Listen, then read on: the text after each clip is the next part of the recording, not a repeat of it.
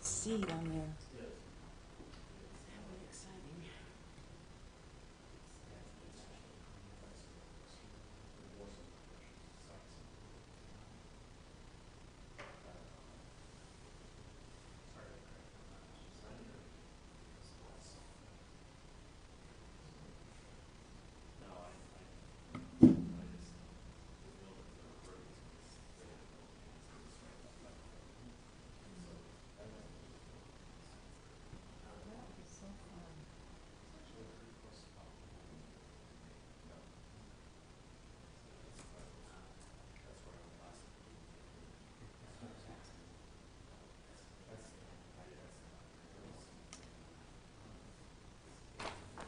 You should sit on it.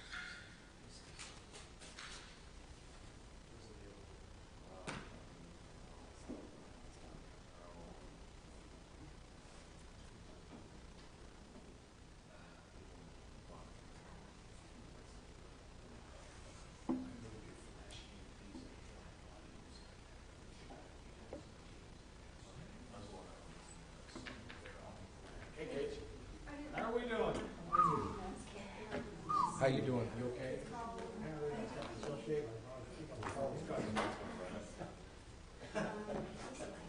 I'm bleeding all over. Good thing you don't have to shave. You know? No kidding, yeah. Like a baby. I said you should go back to here. Don't worry about it. Oh, okay. It itches for the first couple of weeks. Not too bad. How you doing? Good morning. You cut yourself last week. Bleeding today. That happens. Hard to get started. It is hard to get started.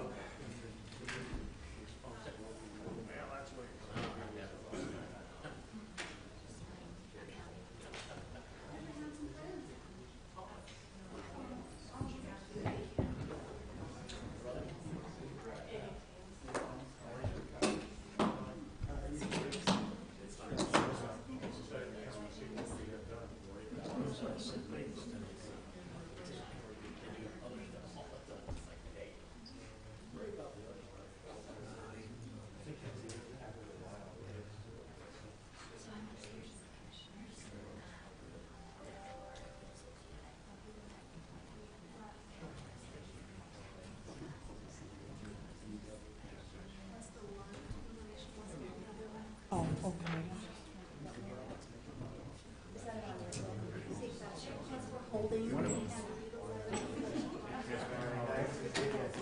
change. Fill that out so you have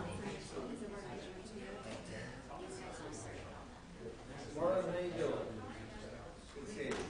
You doing okay? Thank you. How are you today? Got a drink?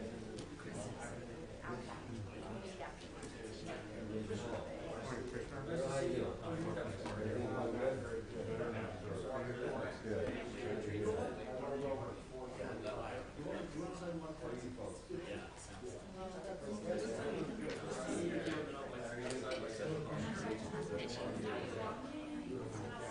Morning.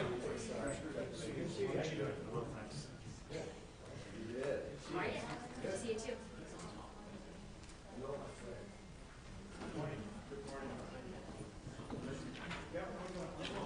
the TVs and stuff on up there. I don't. Good.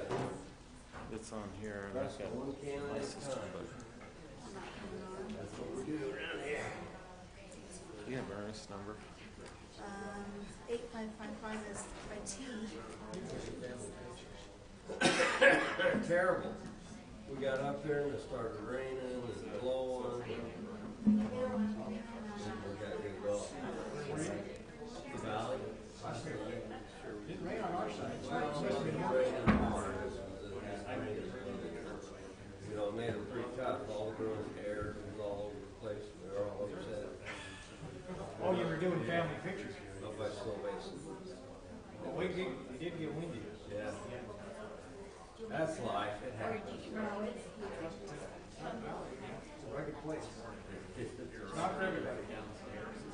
Not for the faint of hair. Hey, this, Roy Bar's coming up. Go. We get through, maybe. I suspect it's a kid.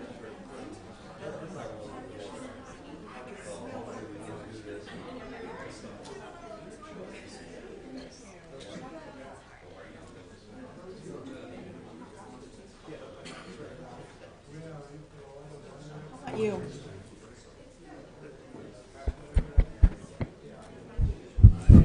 Here we go. We're going to call this commission meeting to order. Today's the 9th day of July 2019, and it's good to welcome you all to our commission meeting. I want to welcome, notice that on my right is Commissioner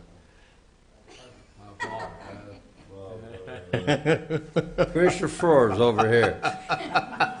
And Commissioner Harvey. Good having you. Good seeing you today. The day will come. When you're a little older, it'll happen to you too. Anyway, good to have you all here today. It looks like our invocation this morning is a moment of silence. Now, I don't like that. I'll say our opening prayer. Okay? Our Heavenly Father, as we come before you this day, we give you thanks and gratitude for the opportunity we have of being in public service. I'm grateful this day for this commission, the good commissioners we have to work with, and our staff, and all those people who work so hard to keep this county going. We pray that God bless us and be with us this day. Bless us, thy Spirit will be with us here. The decisions we make and the things we do will be in accordance with thy holy mind and will. We give you thanks for all that thou hast done for us and say it in Jesus' name, amen. Amen. Very good. Shelley Halsey, give us a pledge of allegiance. Please rise and join me in the pledge. I pledge allegiance to the flag of the United States of America and to the republic for which it stands, one nation under God, indivisible, with liberty and justice for all. Thank you, Shelley. Commissioner Harvey, you have the thought today. Privilege, thank you, Commissioner. You bet. Commissioner, just going Floor. to tease you, yeah, I've got that. Commissioners,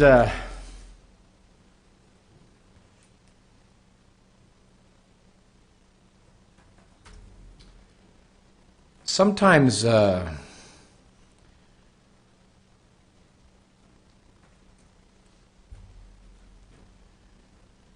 I guess a lot more recently, I've been called a politician.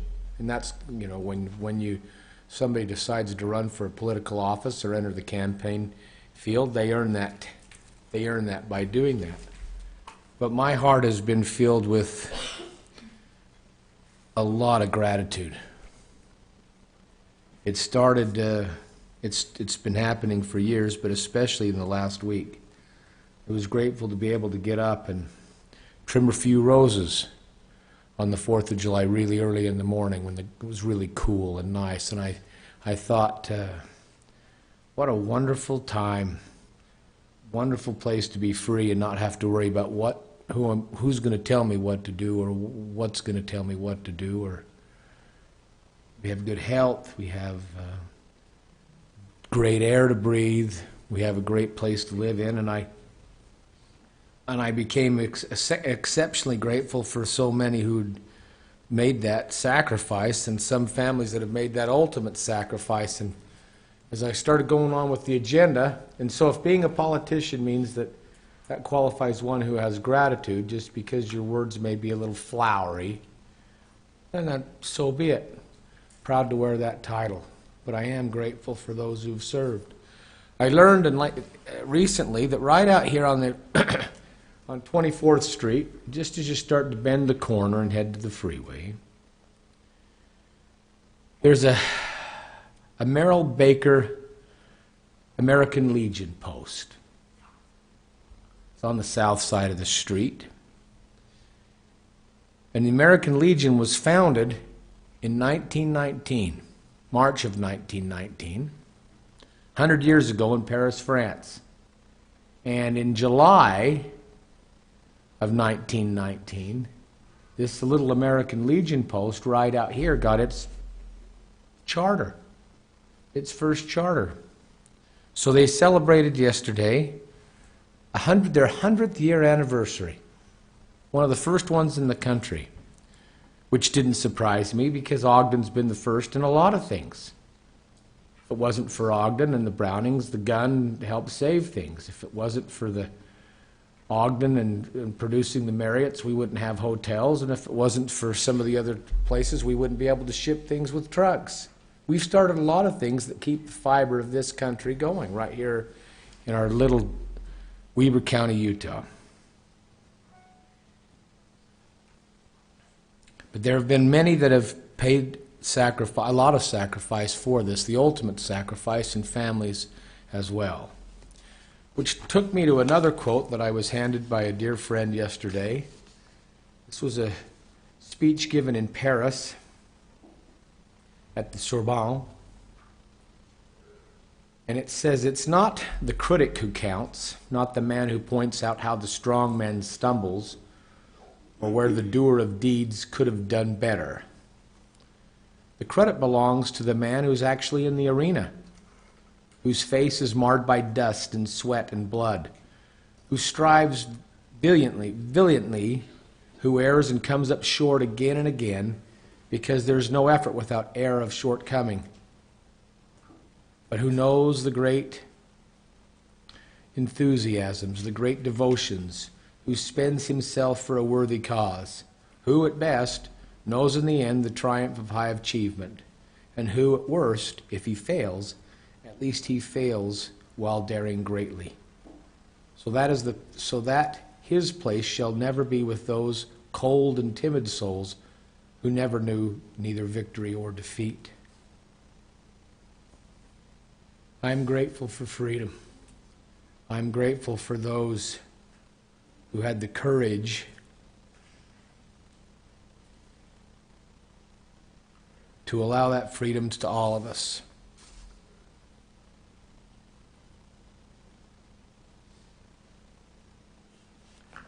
And I appreciate this opportunity to say that. Thank you, Mr. Chair. Thank you, Commissioner. That's a good thought. So, Brian, I was going to have you introduce your helper there, but he's left. Was that your son? That was, yeah. He had a doctor's appointment, and his mom was a little late picking him up, so I thought we may as well bring him in. Sure. Show him what the mission meeting's all about. Man, that's pretty cool. I'm sorry I was a little slow to do that. I'd love to have him introduced. You're fine. I'll have him come back sometime. Okay. Thank you, sir. All right, under presentations today, oh, we've got public comment. Is there those who've come to comment yes, please come forward and feel free to take some time and talk to us. Pull that mic down, please.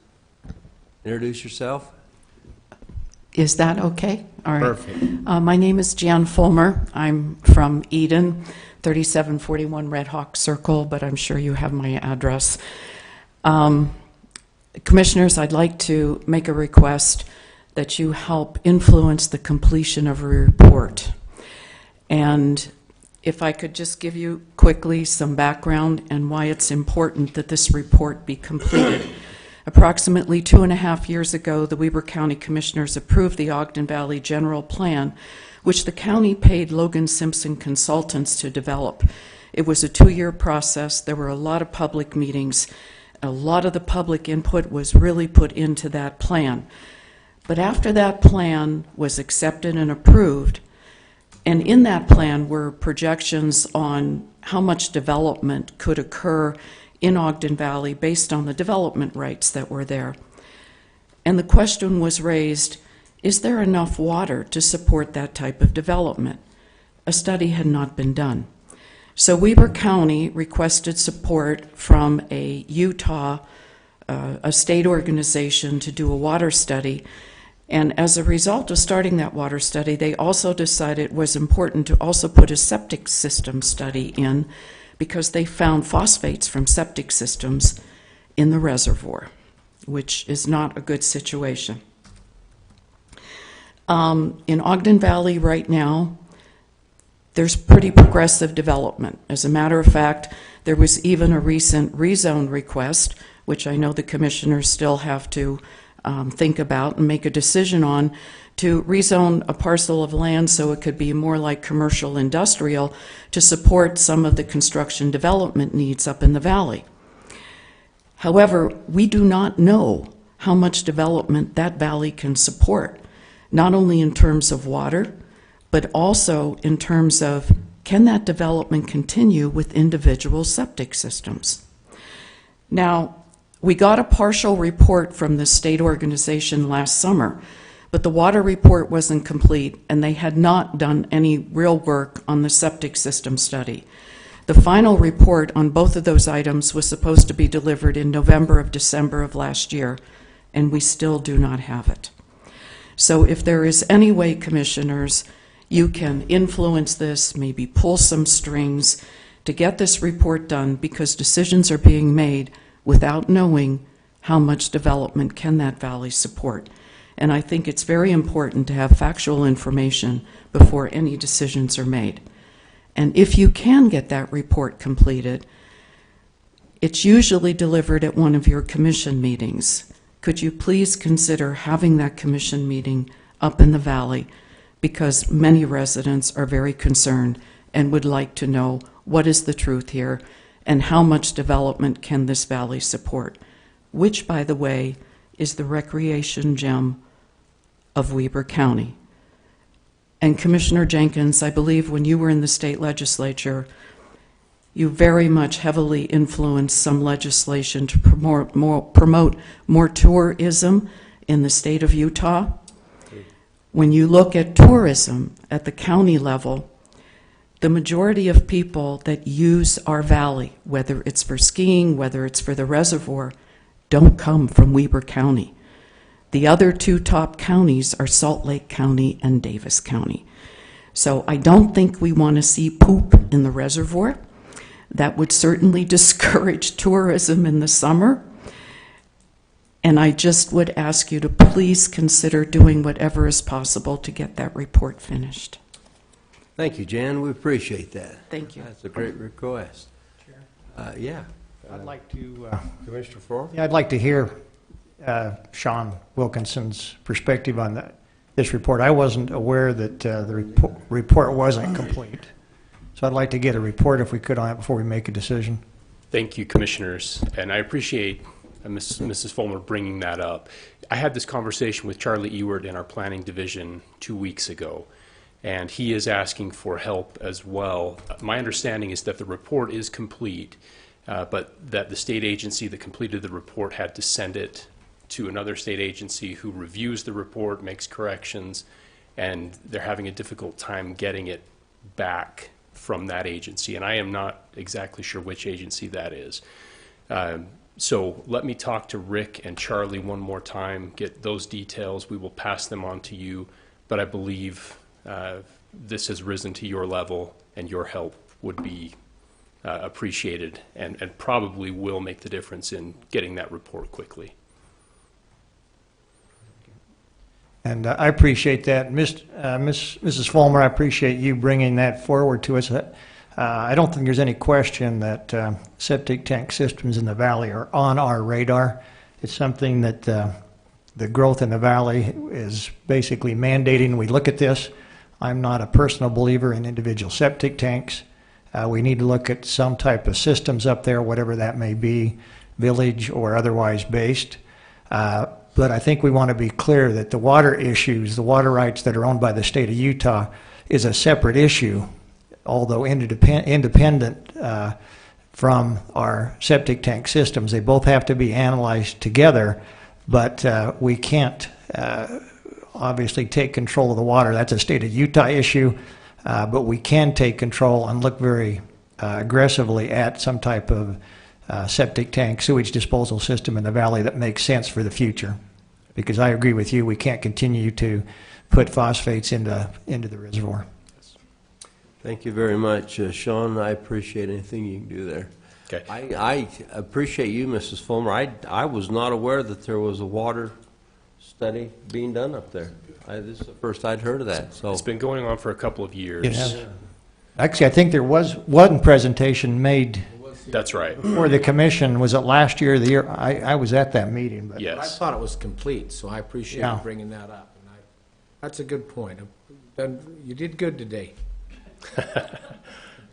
And More information will be forthcoming very soon. thank you. appreciate that. And I would hope that we can, if we can't have a full commission meeting at that point in time, at least have a public hearing addressing this issue. We have had one, as you probably are aware, we had one commission meeting up there a couple months ago. Whether that allows us to have another one, but I think we can at least have a public hearing, Jim. You know, it's interesting. I actually went and met last week with Lance Wood in the Central Weaver Sewer District, specifically on sewage in the Upper Valley, to see if they would be interested. And I was met with lukewarm reception. He says that this question has been actually bantered around before. He says this was not the first time, and anyway, he didn't have anything really negative to say about it, but he didn't have anything really positive to say about it either. He says that's something that they didn't want to necessarily be involved with before there was a decision made whether there was something that wanted to be done. So that's right. It's an expensive issue. Yes. Mrs. Fulmer, do you want to say something else? If I still have part of my 3 minutes Go left. ahead. Don't worry about it. We're not timing you. I and my husband, we are transplants from the East Coast. We've been here now for 12 years, and we love where we lived. We've never looked back on our move. We were very fortunate to build in the Wolf Creek development, which has the Wolf Creek water and sewer. I have to tell you, when we found out that the lot we purchased was under the jurisdiction of that Wolf Creek water and sewer facility, it was a no-brainer. Because the water that comes out of that sewer treatment plant is clean enough to be recycled back into irrigation. Now, if we see there are septic system issues based on how many homes can be built based on development rights, that's going to make a big difference to developers if all of a sudden they may have to put in a more sophisticated type of system like that. But look at how it saves the water. And we are able to recycle a very, very valuable resource. And you know, from year to year, we never know what we're going to have up there, especially for irrigation. So please, let's get some data. I always knew throughout my career, you never make a decision unless you have factual information, and we need that data. Thank you, ma'am. We appreciate your comments today. All right, we're going to move the agenda and go to the next item on the agenda, and that is, Right, you've got another public comment. oh, come on. Evan, I'm sorry. I didn't realize you were coming forward. Kevin Burns from North Ogden. I wasn't going to come up, but I listened to the water discussion, and I could feel my blood pressure going up a little bit. I don't live in the Ogden Valley. I live in North Ogden. But I was here last year when the lady from the state came and gave a very comprehensive report about the study they had been conducting about in reference to Ogden Valley water for a number of years. And Commissioner Jenkins, I would encourage you to go back and watch the video of the presentation that she gave. She was one of the smartest women smartest people. Forget that she was a woman. She was incredibly intelligent, gave a very comprehensive report about the problems with water in the Ogden Valley. And Commissioner Jenkins, you were fairly new to the commission at the time. You had just taken a seat. And I would just encourage you to go back and watch the video as to how poorly that woman was treated by the commission, how rude and condescending the response was to that woman at that time. And so to say that you're unaware of any study that has ever taken place is just absolutely not true. So please, go back and watch your own video. Thank you. Thanks, Kevin. I appreciate Mr. Chair, that. Kevin, come back here a second.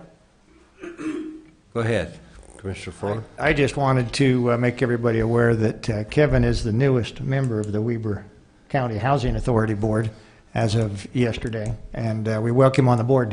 He has some great insight into what this community needs in a lot of areas, and one of those being housing. So I'd like to personally give him our thanks for taking time out to be part of that board. Thank you, Commissioner. Thanks, Thank you. Kevin. Man, we're going to have to go back and watch that. You know, if that was when I first got on, I don't have a recollection I don't of that. remember. A point of correction, I don't think you were here. I think Commissioner Gibson, Commissioner Ebert, and I were here. Well, either way, That's how I do want to watch that. So thanks, Kevin. I appreciate that. And Shelley, maybe we can, you can find that for us and give us a chance to do that. All right.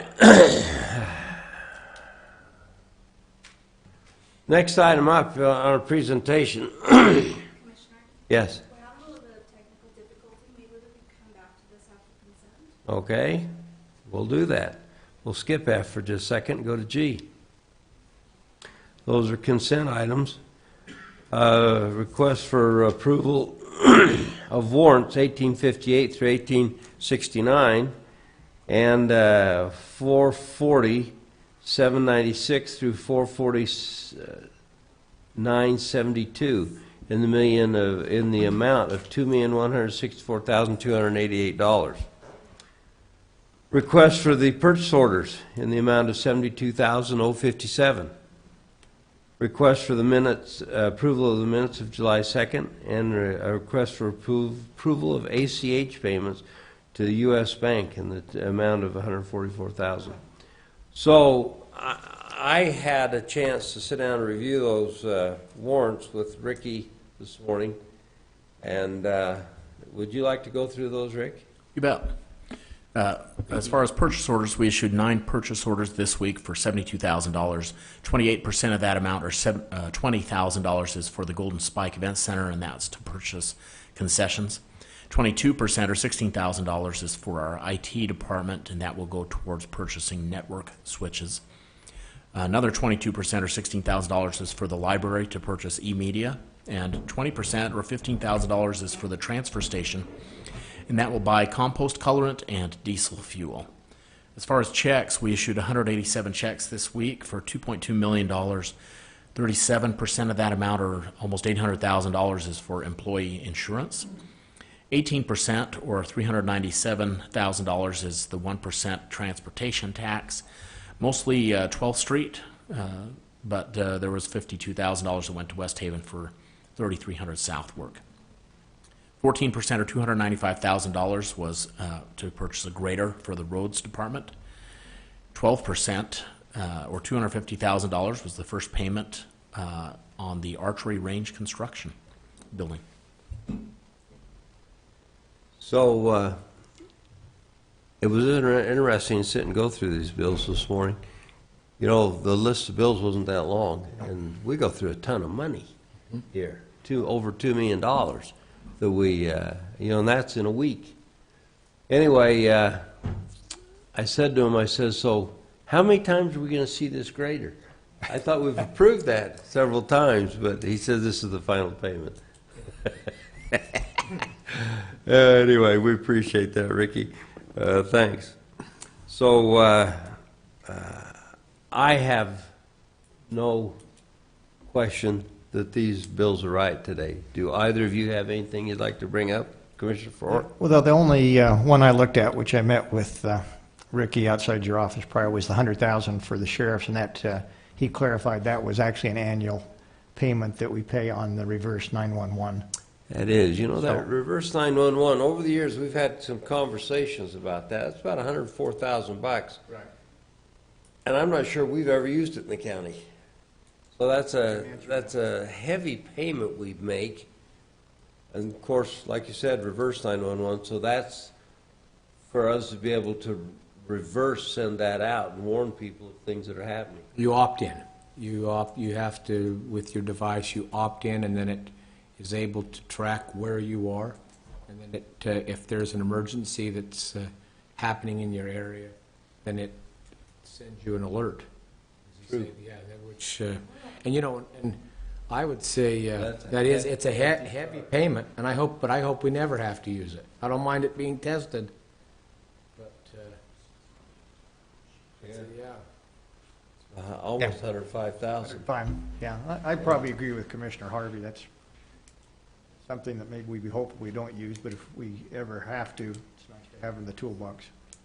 I don't know how we. The thing is while I appreciate the security of the service,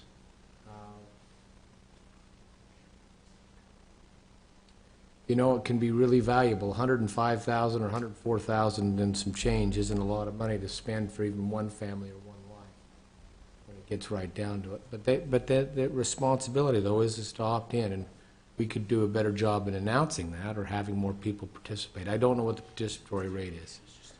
I feel a little chagrined that I don't know that. Well, maybe we ought to have a little report done back to us on that. Let's see, I'm trying to think who would be the proper person. Tina at 911 could give us a report on that. In fact, I've got her coming to our next work meeting. Shelley, maybe we can contact her and ask her to give us a report on that reverse 911. Okay. That's good. Then we'll be able to see if there's anything we want to do about that. That'd be helpful. All right, I'm ready for a motion on G. Mr. Chair, I'd move to approve the consent items, G, on our agenda. Second? A motion is second. All in favor, say aye. Aye. Aye. Any opposed? Unanimous. Okay, we'll go to item H until they're done. They're not quite there. First item is request for approval of contract by between Weber County and Cassie Sutherland for Secretary of the Intermediate Draft and Pony Show at the Weber County Fair. Duncan Olson, how are you? Good morning, Commissioners. You don't look like Ashton. No, I'm not near as good looking. I apologize about that, but don't worry about it. She got tied up with some fair stuff, so I'm going to present these. Action items 1 and 2 are actually the same thing, just two different secretaries. We have one of the best draft shows around, and it takes a lot of hands to lift this awesome show off the ground. I think you've all seen it. And so this is just a contract for them to come and be the secretaries. They each get $200. It's not much, but they do a lot for us. Questions? This is, and you're right, Duncan, sorry. This is our draft shows, and what we do with draft horses is finest in the land. It's They true. really do a wonderful job, and for people, if they enjoy draft horses or watching them work and how they are moved, and boy, it's very, very fine. In fact, one of the prize teams on the globe, the Budweiser Clydesdales, often comment when they come and stay over here how great our area is, or how draft horse minded we are. They don't find that in every area they go to. Just a few pockets in Ohio and places like that, but Yeah. right here in Weber County is one of those places. So it's a great place. This is a good show. I'd encourage a lot of people to. This is a Yeah, and we get really teams. neat. We get teams from all over that come and compete at our fair, which is awesome. So last year, I spent a little time in there and run into some people I know. And I asked him, I said, man, you moved to Idaho. He says, yeah, I did. But he says, Weber County's got one of the finest draft organizations you could have. So he says, I'm back to participate in that. So they came all the way from Idaho to participate in it, and he says there were several others that did as well. That's great. And it is great. You want to watch how those guys operate those, and you say to yourself, well, is it that big a deal? You know, there was a guy named Skeen. I'm trying to think his first name. Archie? Not Archie. It was Archie's grandfather, who had a construction company in Plain City. And he was the president of the International Lions. I can't think of his first name. Anyway, he had one of the largest construction companies at the turn of the century, the early 1900s, in the state of Utah, and he had 1,300 teams of draft horses. And you say, are you kidding me? 1,300 teams? Well, when you get working roads and land projects, they worked them all with skid loaders and skid type devices. Well, those were all pulled by draft horses. And so that's how they did it back then. And it's like, wow, that is amazing to do that. It is. Anyway, yeah. So, any more questions on this then, Commissioners? I'd entertain a motion to pass it. We might as well do 1 and 2 at the same time, because they're the same thing. It's just the second one is for Caitlin Wilkinson. Do you want to make that presentation then, and then we'll make the motion? Well, it's the same, he said. Right? Yeah, it's the same, just two secretaries. Then what I'll do, with your permission, Mr. Chair, Sure. is make the motion that we approve the contract by and between Weber County and Kathy Sutherland for the Secretary of the Drafts, and then also by and between Weber County and Caitlin Wilkinson for Secretary of the Draft, the Intermediate Draft and Pony Shows for the fair. Very good. I have a motion Second. and a second. All in favor, say aye. Aye. Aye. That's approved. You ready? Okay. So you're Do done, you want me are to you, just Duncan? hammer this last one out? Oh, hold on, there's the last one. Hold on. Let's finish Duncan. I didn't realize that you're on the next one, too. Oh, you're good. Number 3, request for approval of contract by and between Weber County and the Turn Pro Jackpots to be held on July 16th through 18th and July 25th to 27th. Duncan, go ahead. So we got the opportunity to host the state 4-H show, and the only way we were able to do that was to kind of make a deal with the Turn Pro Jackpots to switch some dates, and so we gave some discounted rates to be able to switch and be able to host the state 4-H competition. So that's what this contract is it's a discount in our building rates for those two shows in trade for the contracted dates that we already had with them. Very good. Questions, Commissioners? We do this occasionally. Yeah, so Commissioner Harvey? I'll make the request that we approve the contracts for those two jackpots for Very good. the July's dates. Motion Second. and a second. All in favor, say aye. Aye. Opposed? Very good. It's Thank you. approved. Unanimous. Thank you, Duncan. All right, Ernest, we ready? Yes. Very good.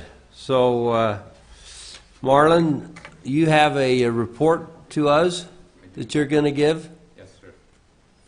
Well, go right ahead, sir. The mic's on and the time's yours. Good morning, Commissioners. It's Good a morning. Morning. pleasure to be here. As you know, my father was a commissioner once and sat in those seats, so it's very enjoyable to come and watch you operate. If I might, just as a matter of personal privilege, say something about your service.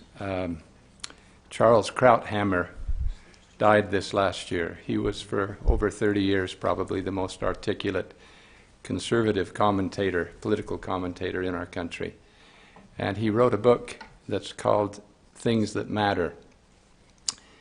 And for him, the thing that mattered most was politics. And I just wanted to thank the three of you for devoting some portion of your life to politics. It is a word that has ambiguous connotations these days, but it shouldn't, because it's what makes the world go round. It's what creates the policies, the laws, the culture in the end that we live in. So I feel grateful to the three of you, and I'm glad to know you on a personal level. And just as one citizen in Weber County, want to say how secure I feel with your knowledge of things and the judgments that you're making. So thanks. Thank you, sir. And then a little report on a stewardship that I acquired about 3 years ago from your predecessors, and principally from Commissioner Ebert, who at the time had taken a very deep interest in matters concerning poverty. So in 2012, our own Stuart Reed, then a state senator, helped pass, and you may have been there when this happened, We were. Chair, both of you Commissioner probably. Faure and I. So you know that there was, I think, finally a realization that there's a difference between situational poverty and intergenerational poverty, and that they've got to be dealt with in different ways. So in 2012, a law was enacted that required data to be gathered about intergenerational poverty. And the next year, a follow-up bill created on the state level a Welfare Reform Commission, which what's he called, Lieutenant Governor Cox now heads. And advising that commission, there was a committee called the IGP Advisory Committee created, which Bishop David Burton of the LDS Church was asked to chair. Those two bodies did their business for 4 or 5 years, gathering information, publishing an annual report, but not much really got going until, if you'll bring up the next slide, Melissa. Yes, sir, we're having to coordinate. Okay. Well, you've got it. We're good. Yeah. I can see it here, but okay, now I can see it there. Are you looking at Mr. Cox? We are. Okay.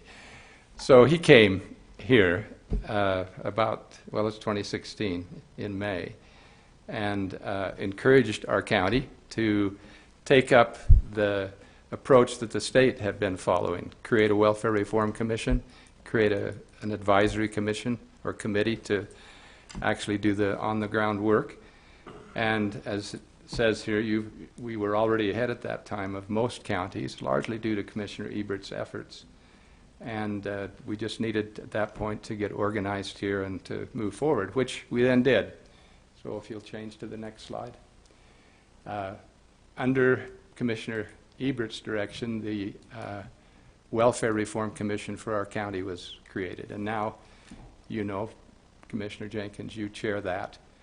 I was a member as the chair of the advisory board, and then we included Brian Benyon, Kevin Eastman, the two superintendents of the school districts, and Michelle Heward, the juvenile court justice, and Debbie Sparks, who was the area or regional representative of the Department of Workforce Services.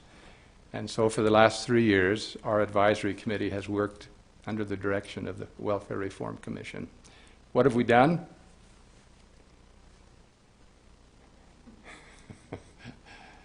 Well, we clarified our end objective, which was to create in the children of this county that are under intergenerational poverty the power to determine their lives, the power of self-determination, to be able to have an opportunity and equal opportunity and equal access to all of the blessings and services that children who are not in poverty have.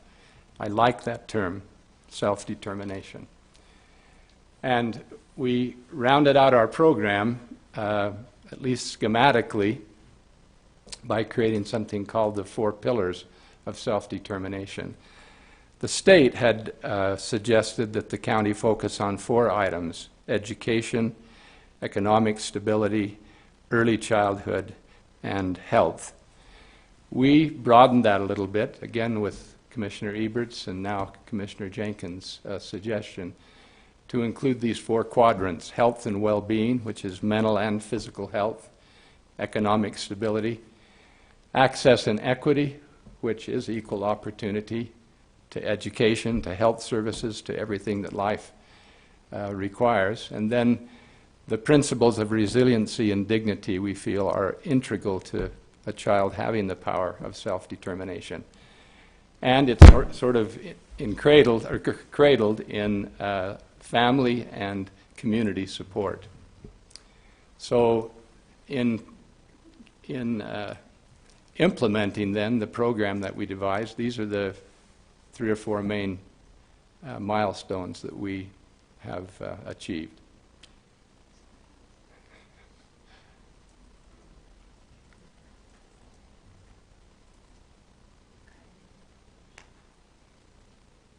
Okay, so in June of 2016, we launched our committee.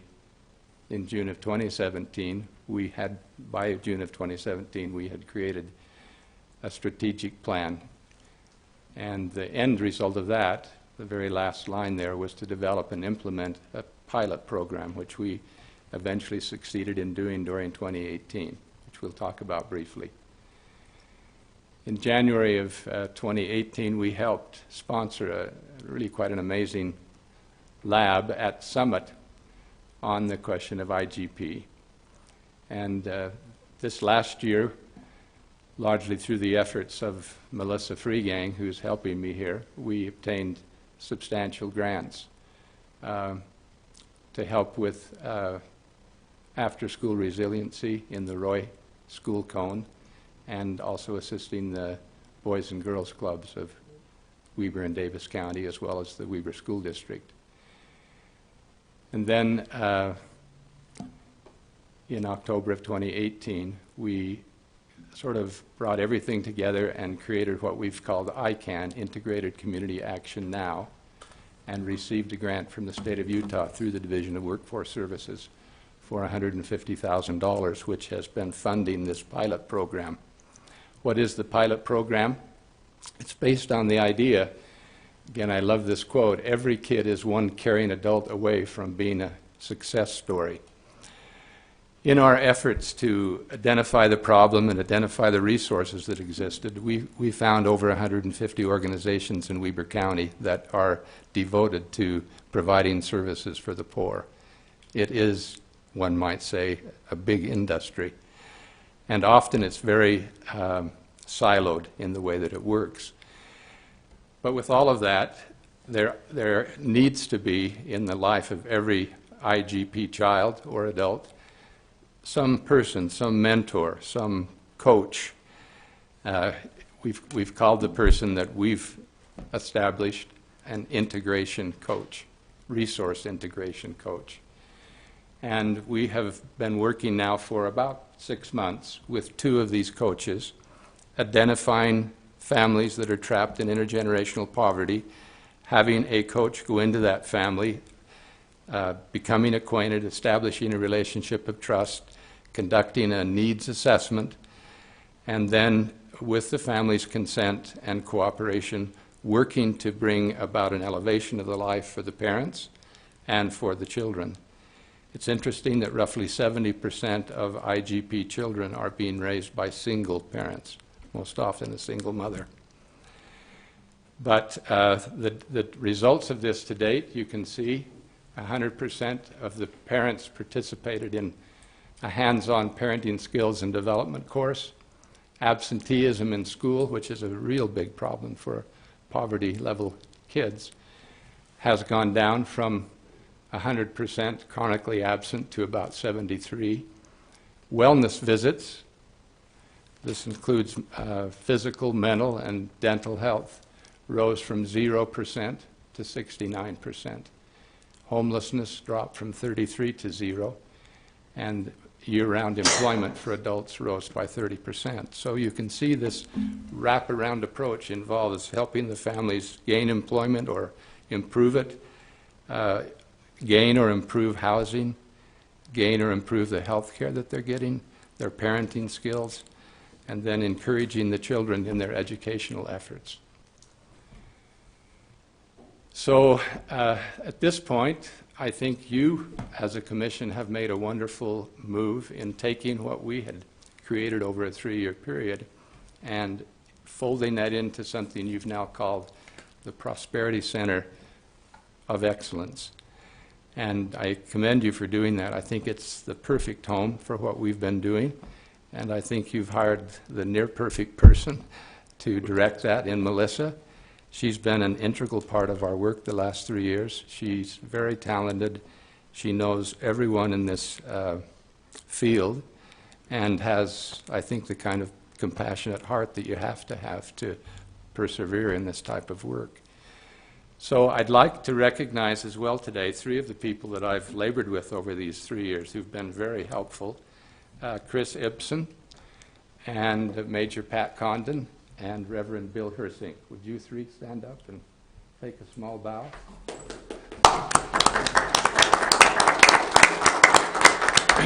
There have been many others. Our committee, I think, had a membership of, I don't know, maybe 25 to 30 people. Some came and went as circumstances required. But it's been personally satisfying. It was a very laborious, I would say, process. It took a long time, but I think finally clarity came, and I think the end result that we have going now is going to be to prove to be scalable. I think that's the next big issue. Can you go from 25 families to 100 to the 500 maybe that we'll have to be at to really help cure this problem in our county? But I think you're going to have the very best chance to do that in the way that you're currently structured. So I've come not to be praised, but to be buried. I'd like to formally submit my resignation as the chair of the committee, and thank you for the opportunity to serve, and say that I think the committee can be officially dissolved and its efforts incorporated into this center that you've organized. Thank you. Thank you very much, Marlon. That's a wonderful report. So we've started the Prosperity, as a result, a Center of Excellence. We've recognized what needs to be done now. I agree with your points. We've notified Ogden City of the things that we're doing. And believe it or not, this week coming, we actually have a work session with Ogden City to talk about some of these issues. Tremendous. Well, that's unheard of. We generally keep our distance from Ogden City and them from us, you know, and we're actually going to work together on some of these things. I'm glad to see that happen. We've It's really needed. We've got a work structure put together for this Center of Excellence, organizational chart, and we've identified that we need to get a services coordinator on board now to start unifying all these services that are out there and coordinating how that they come down. So we're trying to carry on from where you've put us, and Commissioner Ebert in his efforts here, and we want to thank you very much for what you've done for us.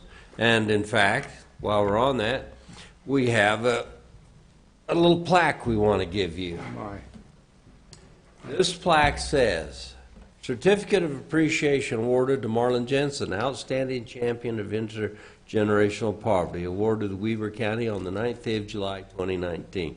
And we've all signed it. So this is something for you. Hang on the wall, and we want to thank you very much for down and around for a picture. Okay, yeah, let's do. We want to come down. I would accept it on behalf of my associates as well, to get as much of it as I. We're all far smarter. Well, we want your associates to come up and be part of this picture, please. Three of you come join us. Yeah. No, but I could you get there. You know you don't Well, have we choices. appreciate your efforts you put in. You know, this is kind of a thankless job, and it's a tough job, what you guys have done. You bet.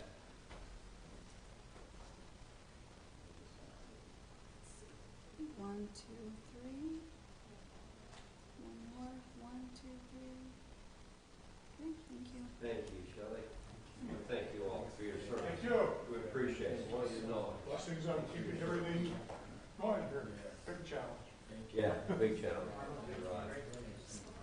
Thanks, guys. You bet.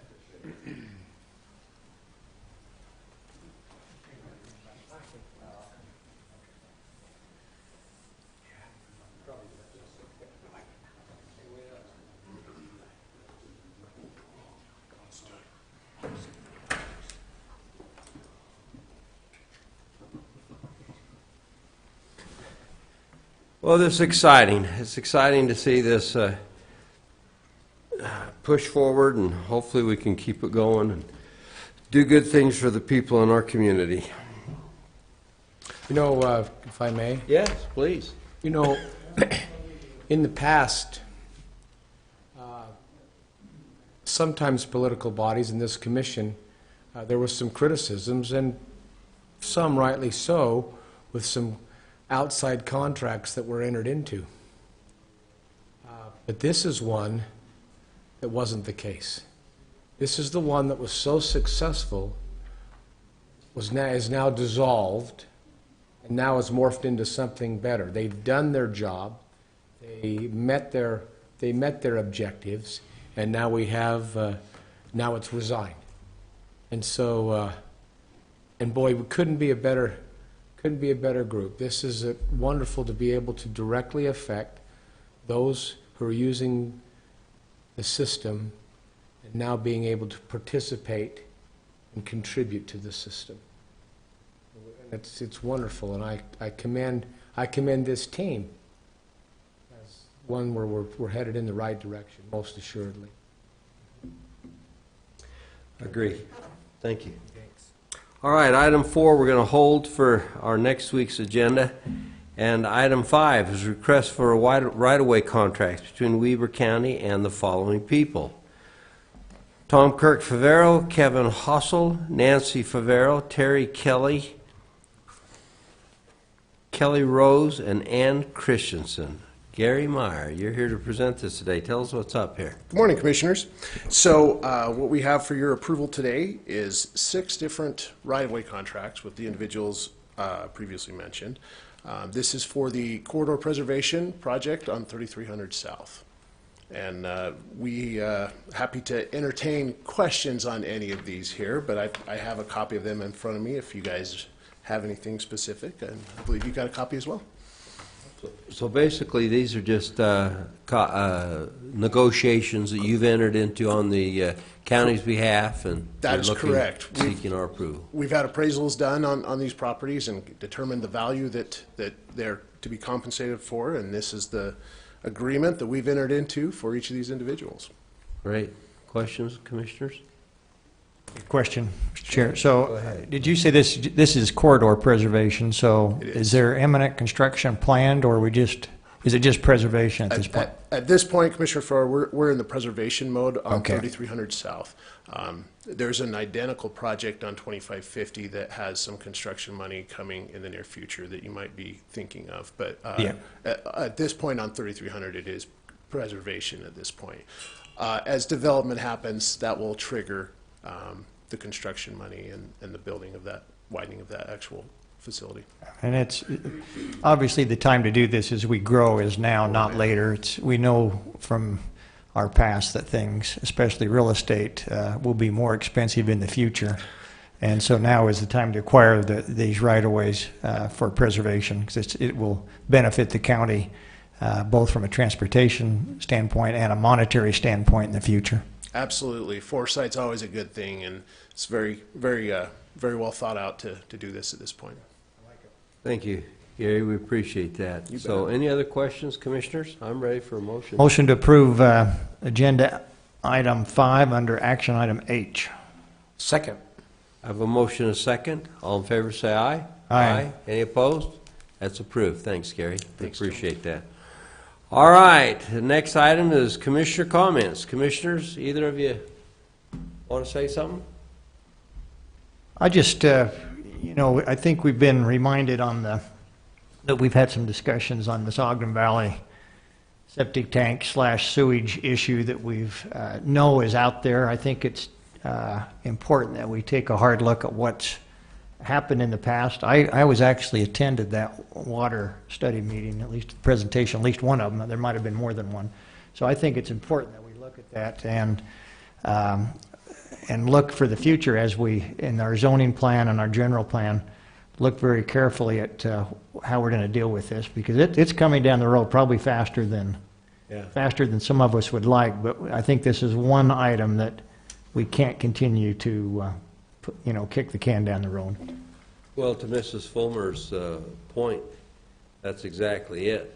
The demand is up there to